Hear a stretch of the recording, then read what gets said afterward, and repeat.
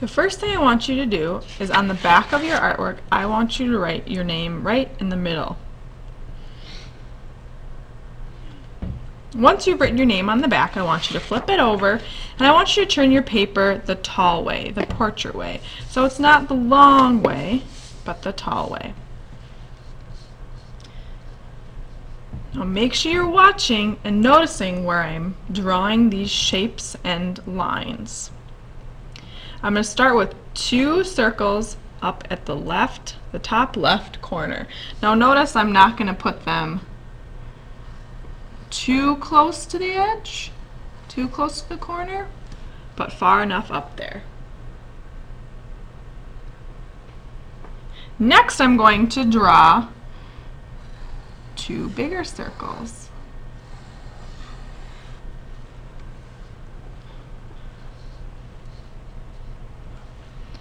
Notice where I'm starting and what kind of line I'm going to draw.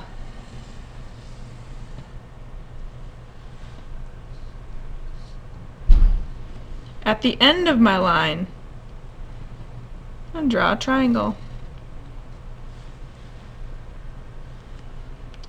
I'm going to draw 2 curvy lines, kind of like a smiley face and a frown face. So the first one is going to be more like a smiley face. The bottom one is going to be more like a frown face. At the end of each of those lines, I'm going to draw a circle.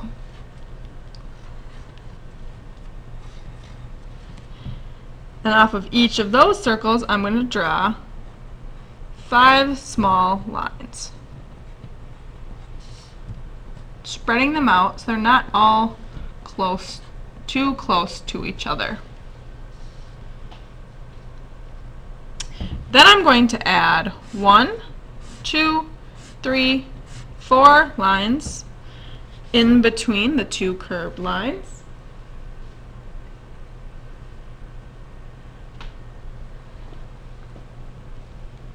This last line is really going to tell what it is. So watch, I'm going to make one long line, and at the end, when I'm done drawing that line, you should be able to tell what it is.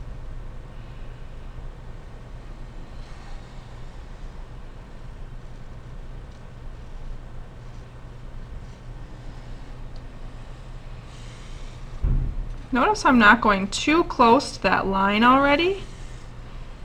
Point at the triangle, back up.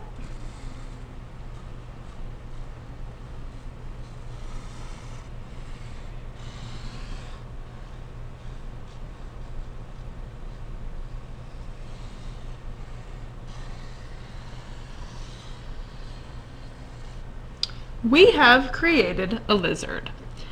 Now we want to add more details to our lizard. We want to make our own creative choices. So I might create a tongue. My lizard might fly. So I might add some wings. These are my eyes of my lizard. Maybe I'll add some cool dots, some curvy lines. Has some bumps, maybe for scales. But I want you to go ahead and add all those small little details that make your lizard yours. Make your own creative choices.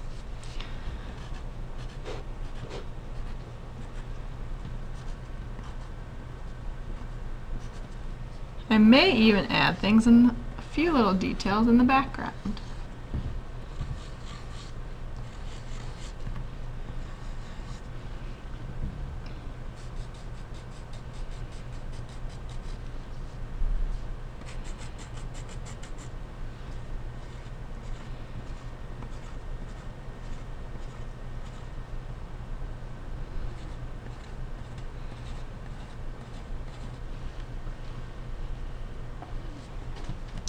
Once you have finished drawing your lizard and you have added all the details that you want to, at your table you're going to get a bucket of crayons.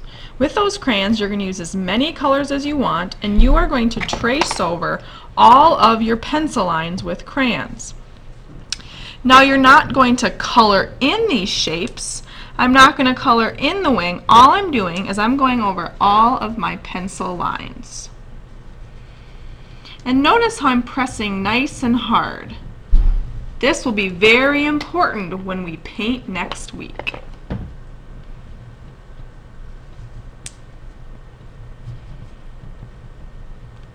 Pressing as hard as I can, going nice and slow, using as many colors as I can and as you want, until your entire lizard is covered.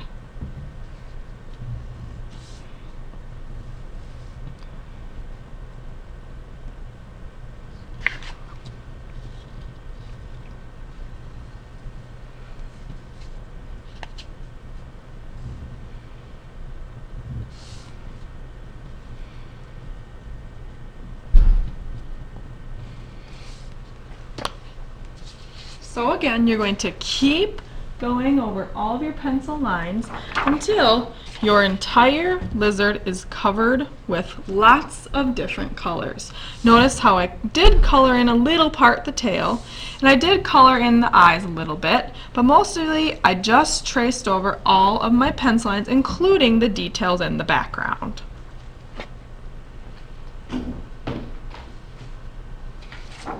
Now you are ready to paint. At your table, you're each going to get a placemat. So I have a white placemat. You are going to have a water bucket to share, paint sets to share, and your own paintbrush.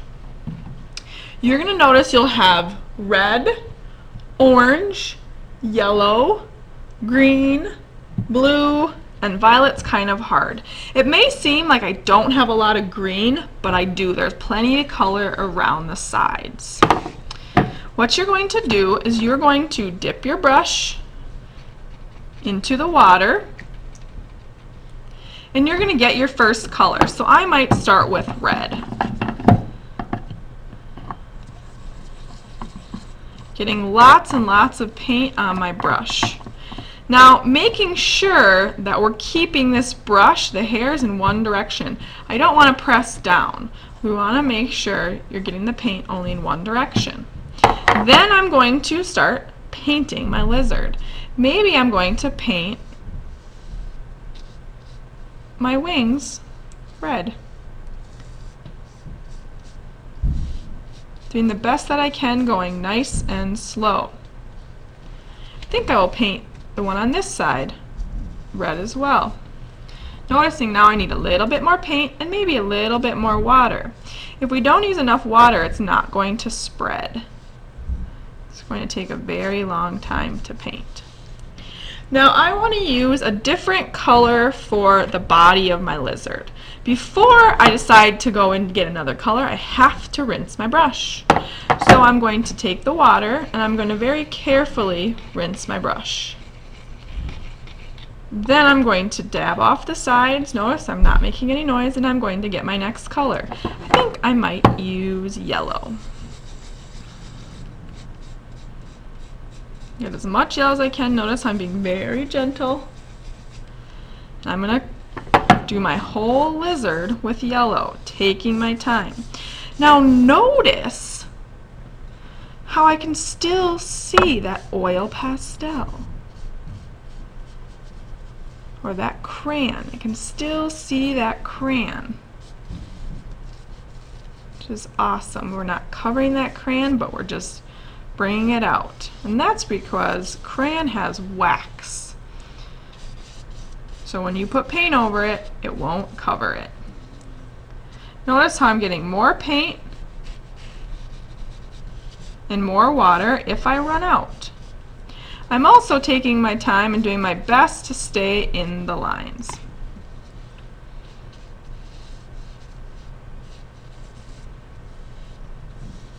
Going around the eyes, going nice and slow. And I really want to use lots of colors, so I'm not going to paint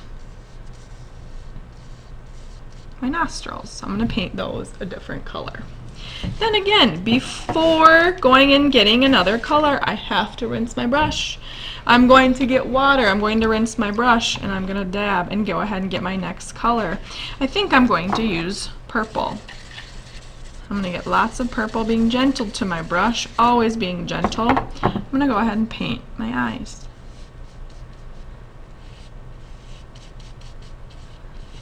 I might even paint these little dots in my lizard as well, the hands. In between each color we need water.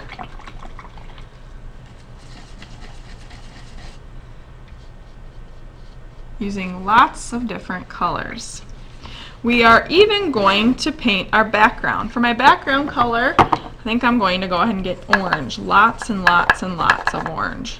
Being gentle to my brush, keeping the hairs of the brush in one direction. And I'm going to start to paint my background so I can't see any white. Notice how you can still see the green swirl. And you can still see the claws. Now if you need more water, if you need more paint, you can always get more. We want to make sure you can't see any of the white paper. You're going to keep painting until the entire paper is filled